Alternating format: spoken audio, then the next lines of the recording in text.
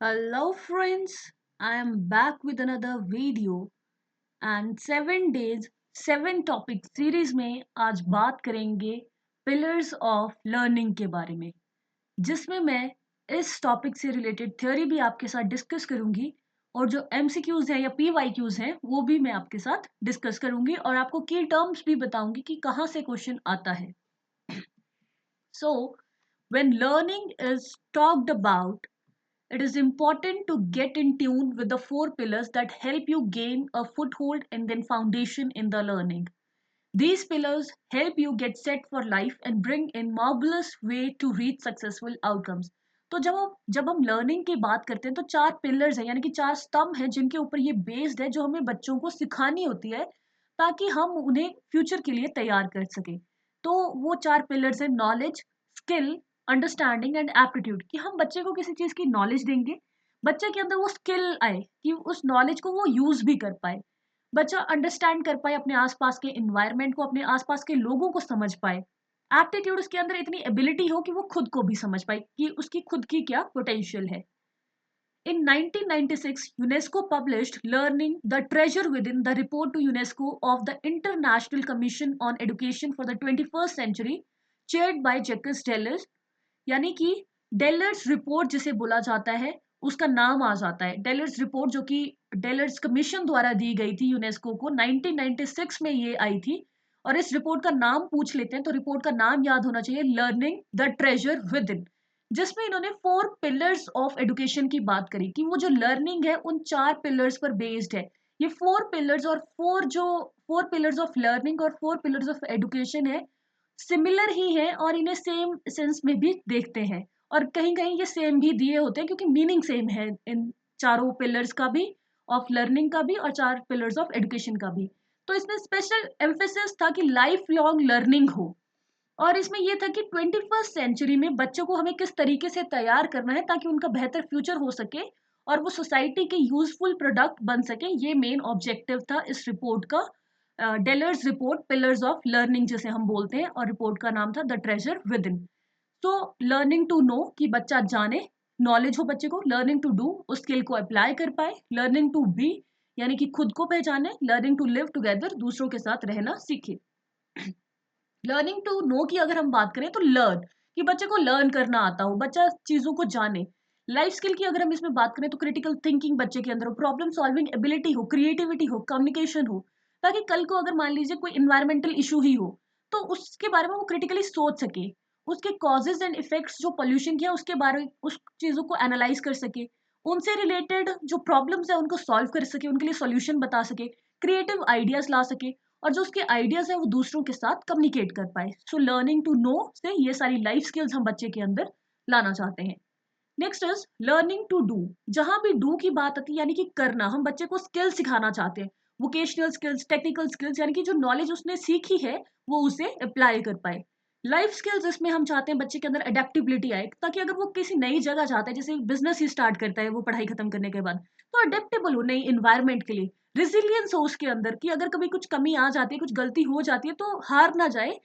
एक जो होता है ना जिद्दीपन हो उसके अंदर कि ये काम मुझे करना है, इनिशिएटिव लो ले नई चीजों को करने के लिए, और अपने बिजनेस को इफेक्टिवली मैनेज कर पाए, या जो भी वो काम कर रहा है उसको इफेक्टिवली मैनेज कर पाए. इसीलिए लर्निंग टू डू जो पिलर है वो इंपॉर्टेंट हो जाता है. Next is learning to be. Be यानी एग्जिस्टेंस, कि हम क्यों हैं, खुद को पहचाने. जहां भी खुद को पहचानने की बात आएगी वहां पर लर्निंग टू बी आएगा. Development of human potential. इसमें हम लाइफ स्किल्स की बात करते हैं कि बच्चे के अंदर सेल्फ अवेयरनेस हो, वो खुद को पहचाने, खुद की एस्टीम को पहचाने, खुद में कॉन्फिडेंस हो उसके अंदर, अपने इमोशंस को कहाँ कितना क्या बोलना है ये सारी चीजें वो रेगुलेट कर पाए, एम्पैथी हो, दूसरों को समझ पाए वो. Next is learning to live together. बहुत जरूरी है कि हम पीस एजुकेशन क्यों पढ़ा रहे हैं, ताकि लोगों के अंदर आजकल बहुत कन्फ्लिक्ट्स हो रहे हैं. मैं बोलती हूँ मेरा कल्चर अच्छा है, कोई और बोलेगा मेरा अच्छा है, तो जिसकी वजह से कन्फ्लिक्ट हो जाते हैं. तो हम एक दूसरे से कैसे अलग अलग रहते हैं.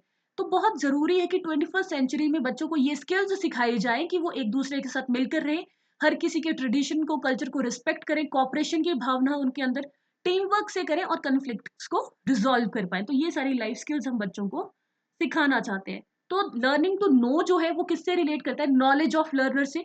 लर्निंग टू डू जो है, जो मैंने पिलर्स ऑफ लर्निंग और पिलर्स ऑफ एजुकेशन बताए थे, उनको रिलेट किया यहाँ पे। तो डू जो है वो स्किल से, लिव अंडरस्टैंडिंग से, और बी एप्टीट्यूड से।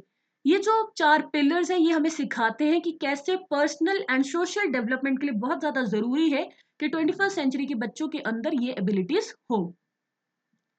क्वेश्चंस की अगर बात करें तो जिन भी क्वेश्चंस में आपको कुछ कीवर्ड्स पहचानने होते हैं, जैसे teacher Ruth made each of her student share information about their culture, their unique celebrations, customs, and tradition.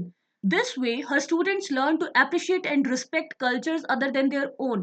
Under which pillar of education is this? यानी कि दूसरों को भी समझ रहे हैं, तो ये डायरेक्ट बता रहे हैं दूसरों को भी समझना क्या होता है, learning to live together. So the right answer is option D. Next है टीचर रिचा, ऐसे सिचुएशनल क्वेश्चंस भी आते हैं इसमें। encourages her student to analyze issues, think critically, and shift through information from sources such as internet, newspaper, TV, and radio. Under which pillar of education is this? तो keywords थे यहाँ पे analyse, think, critically. तो think तब करेंगे जब कोई चीज जानना चाह रहे हैं, learning to know. So the right answer is option A. Next is teacher Mary encourages her students to engage in after school activities that develop all aspects of their life.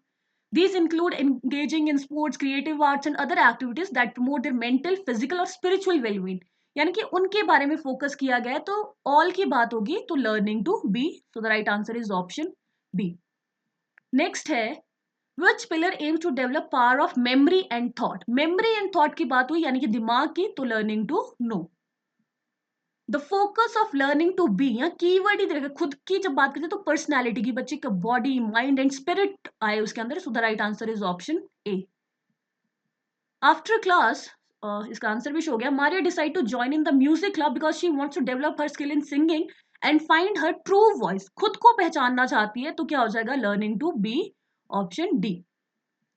Which pillar of learning is most related to development of technical and vocational skills? यानी कि technical and vocational कुछ कर पाए, तो learning to do, that is option B.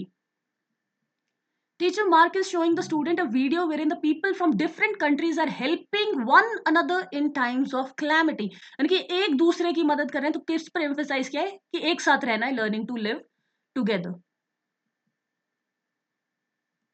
Next is learning to know, यानी कि जानना क्या हो गया, means all of the following except, except यानी कि इसको छोड़ के क्या है, डेवलपमेंट ऑफ मेमोरी स्किल्स भी है, क्रिटिकल थिंकिंग भी है, माइंड भी है, लेकिन प्रैक्टिकल स्किल्स नहीं है। सो ये इसका आंसर हो जाएगा ऑप्शन बी। तो इस टॉपिक में यही इंपॉर्टेंट है कि आपको इन 4 पिलर्स के नेम आते हों। इसके अलावा आपको पता हो कि ये कौन सी रिपोर्ट में इसके बारे में बात हुई है, डेलर्स रिपोर्ट क्या है और उसके रिपोर्ट का नाम क्या है।